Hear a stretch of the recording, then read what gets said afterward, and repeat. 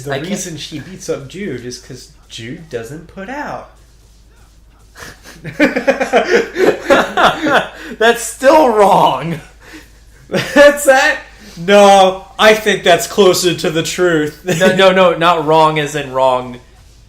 Truth-wise, wrong as in morally wrong. You don't beat up your partner if they're not putting out. That's not what you should do. It's definitely no bueno.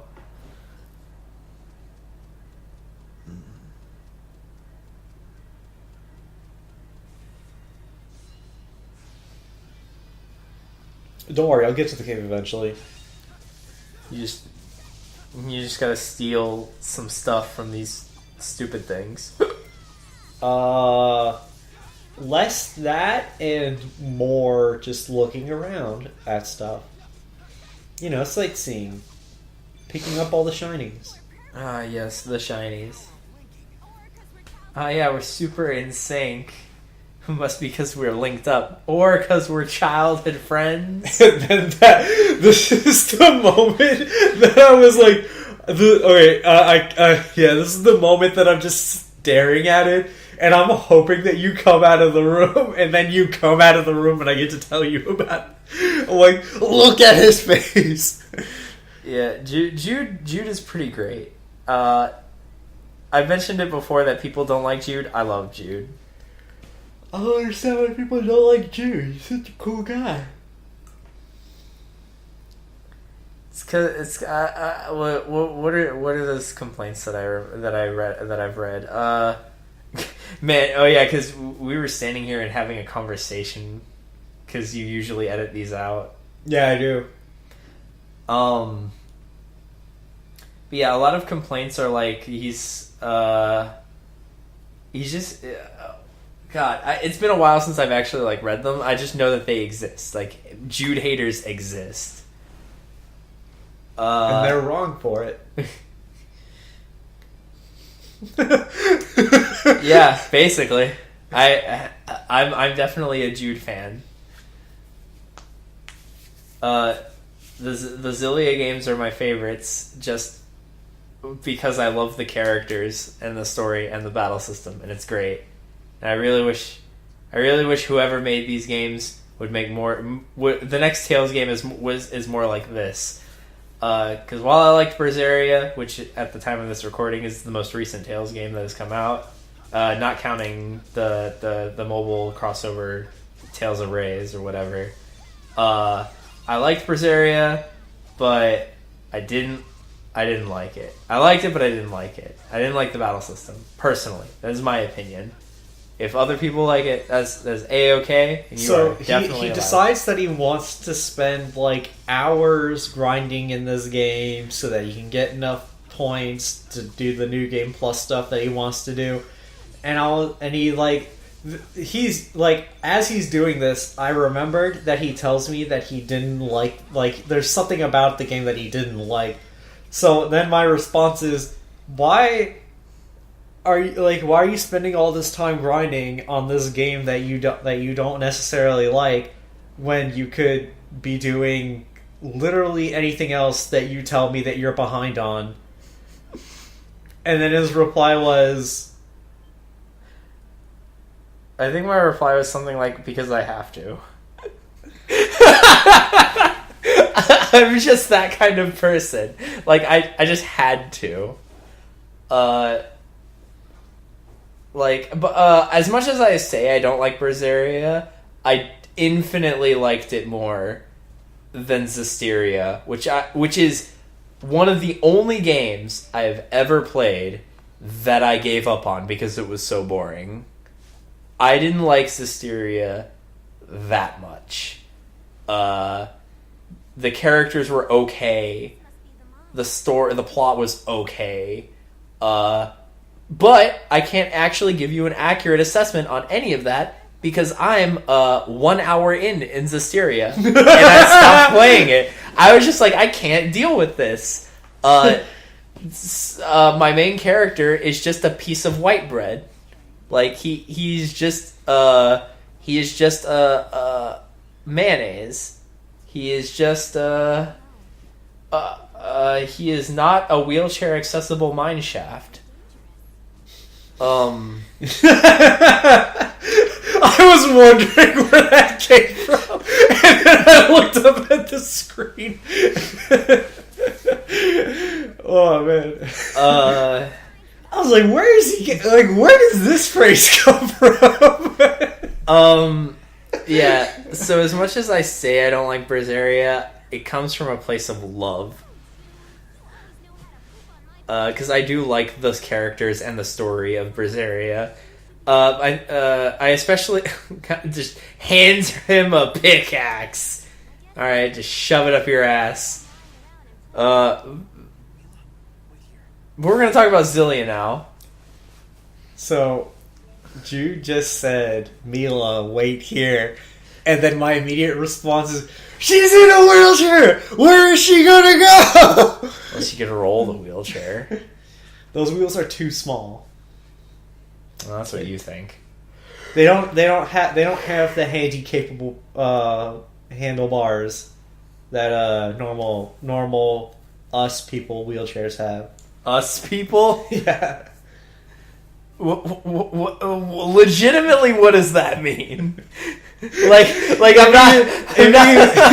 not saying like that as the joke. It means us modern day non-video game people. Okay. Because I was wondering, I'm like, what does that actually mean? But I couldn't just say that because usually the joke is, when you say us people, it's like, what do you mean you people? That kind of deal. I wasn't making a derogatory joke. If I made a derogatory joke, I wouldn't have said anything. I think you would have definitely said something. These are spirit fossils, but they're not good enough. You know what? You were right. We did have to extract it from the worm's ass. Shit.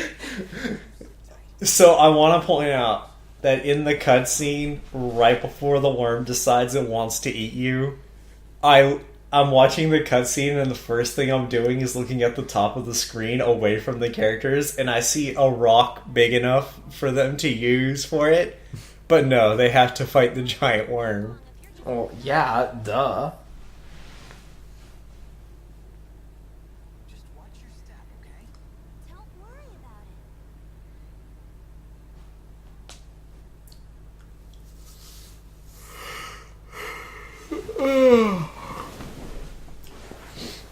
it. So unfortunately, this dungeon is one of those dungeons that I don't like. Because its obstacles aren't real obstacles; they're non-obstacles. They're just they're that kind of obstacle that it's like, oh, you have to do a thing to get it out of your way, but the thing to get it out of your way is like so inconsequential, not difficult, and it's not even like a puzzle, and it just makes me wonder, why is it even in my way in the first place? And I say this because Berseria also does the kind of same thing where occasionally there will be a rock in your way, and then you push the rock out of your way, and then you move about your day. Or there's vines in your way, and then you burn them, and then you go about your day. Or there's a breakable wall that you kick down, and then you keep going, and it's just there, and you just get rid of it, and there's no like accomplishment in it. Especially because I'd also like to point out that having an obstacle isn't bad in and of itself. An easy to overcome obstacle is not bad in and of itself, but when the game right before you encounter said obstacle, the game gives you the thing to get through said obstacle. Like in Berseria, oh, we have to burn away these vines. Oh yeah, good thing I have this lighter on me. Alright, click. So that's what I just don't like it. I just don't like, it's like, why is it in my way if getting rid of it is so easy that it just didn't feel like a thing that should have been in my way. I'd rather Jude have punched the Rock. You just want people to punch things, which I understand. In this game specifically, Jude has a lot of things that he should have punched, but he didn't. Like Ivar. No, I punched him. I didn't punch him hard enough, but I punched him. Trust me, you're gonna get all the punch that you ever wanted later. I hope Jude just becomes a man of action, and then when confronted with a certain annoying person, just punches him in the face really hard in cutscene. You're not that far off. And I hope that person learns their lesson. They may or may not. Already answered my question. Trust me, it'll be very satisfying. It was extremely satisfying for me. Especially considering what else happens in the same cutscene.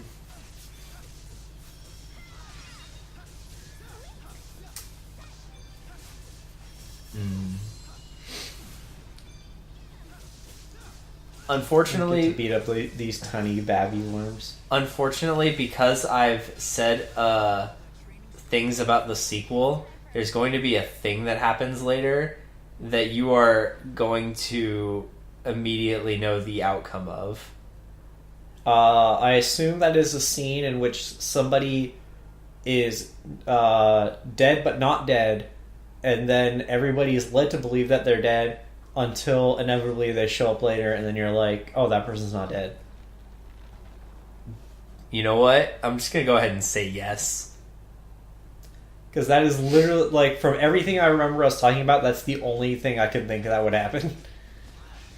And because of that, you know what's going to happen. You'll know it when you see it happen. You'll be like, oh, okay, I just have to wait until the person comes back. So, when you're Mila, what exactly is happening right now? You're playing as Jude. Duh.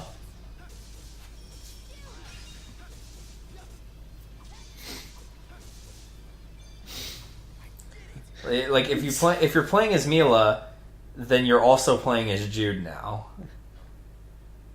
Like, is there a point in Jude's story later where I have to play as Mila? Nope. All right, so even though Jude and Mila basically get equal billing for being the main character of Xillia 1, in my personal opinion, there are a lot of things that happen that lead me to believe that Jude is technically the more main character between the two of them. For a number of reasons. A few of which include the fact that his story is technically longer than Mila's. For a reason.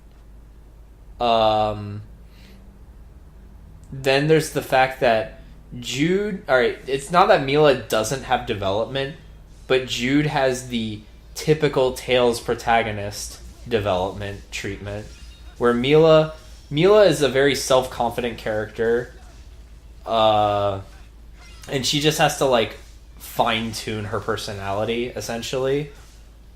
So she doesn't technically have to work. She needs to learn to stop being a robot. Basically, yes.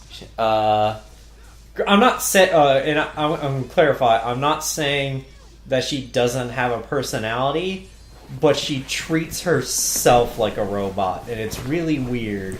Yeah. So, it's not that Mila just doesn't get, in my opinion, a main character level personality shift. She just becomes more refined, which is good, and that's definitely character development. I'm not going to say she never gets any development, but in my opinion, Jude overall grows and changes more as a character than Mila. and because his story is technically longer than hers, I only say technically because if Jude gets an extra boss fight partway through the story, 2 extra boss fights, I should say, partway through the story, and so that's why I say Jude's story is longer, because it's like the same amount of cutscenes for both of them, but Jude gets 2 boss fights from those cutscenes, and Mila does not. You know what would have made this better? If maybe some of the cutscenes are different if you play as Mila, because I've never actually played as Mila and watched all the cutscenes. what would have been better is if you picked Mila, you're not doing anything for this. It's just a bunch of cutscenes that lead up to a boss fight, whatever.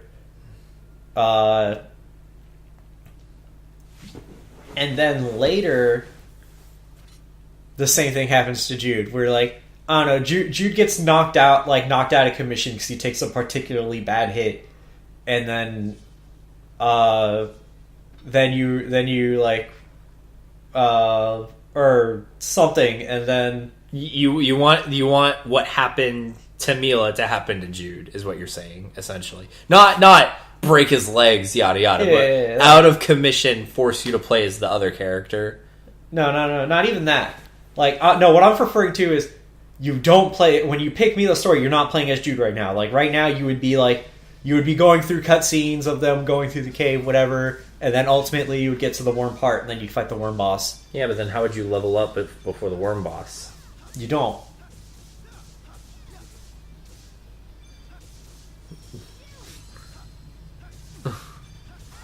You just don't? You just don't. And then, all you have to do for that is, tweak the boss's stats a tiny bit.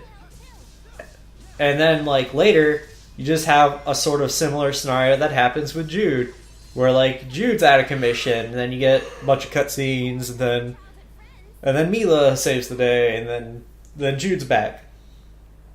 Yeah, no, that doesn't happen. Yeah, no, that doesn't happen.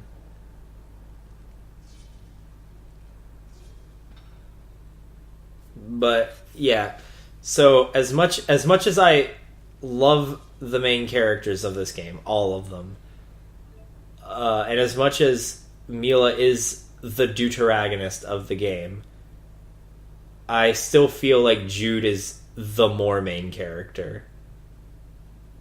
Jude is the protagonist.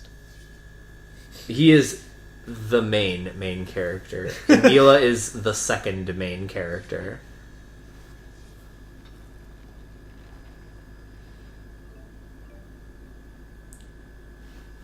Which, you know what, I am still perfectly fine with. I'm gonna pee real quick. Alright, have fun.